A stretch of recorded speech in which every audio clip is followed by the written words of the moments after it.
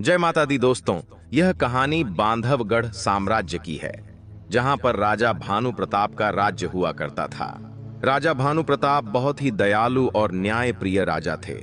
उनके राज्य की सारी प्रजा बहुत ही सुखी थी। राजा भानु प्रताप की दो रानियां थीं, रानी प्रांजल और रानी प्रमिला। महारानी प्रमिला राजा की बड़ी रानी थी और राजा का पहला विवाह रानी प्रमिला के साथ ही हुआ था। उसके 4 साल के बाद राजा का विवाह रानी प्रांजल के साथ हुआ। रानी प्रमिला का एक पुत्र था, राजकुमार नीलकमल, और दूसरी रानी प्रांजल का एक बेटा था, राजकुमार वतन।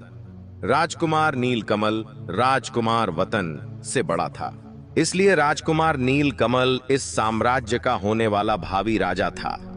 रानी प्रांजल इस बात से बिल्कुल भी प्रसन्न नहीं थी।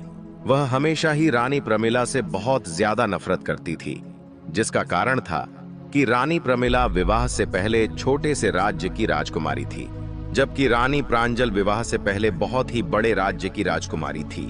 लेकिन असल बात यह थी कि रानी प्रमिला एक बहुत ही समझदार और अक्लमंद औरत थी। यहाँ तक कि महाराजा भानु प्रताप भी रानी प्रमिला की सलाह अपने राजकाज के कार्यों में लिया करते थे।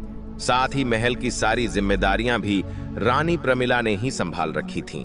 दूसरी तरफ महारानी प्रांजल को यह बात बिल्कुल भी पसंद नहीं थी कि एक छोटे से राज्य से आई हुई राजकुमारी इतने विशाल साम्राज्य की महारानी बने और महल के हर कामकाज को संभाले।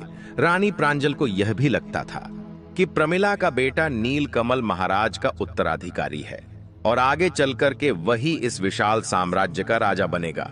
इन्हीं सभी कारणों से रानी प्रांजल बड़ी रानी जो प्रमिला थी, उनसे नफरत करती थी। रानी प्रांजल हमेशा कुछ न कुछ कारणों से महारानी प्रमिला पर झूठे आरोप लगाती रहती थी। इन सब स्थितियों के बावजूद भी राजा भानु प्रताप के अपनी दोनों रानियों को बराबर सम्मान देते थे।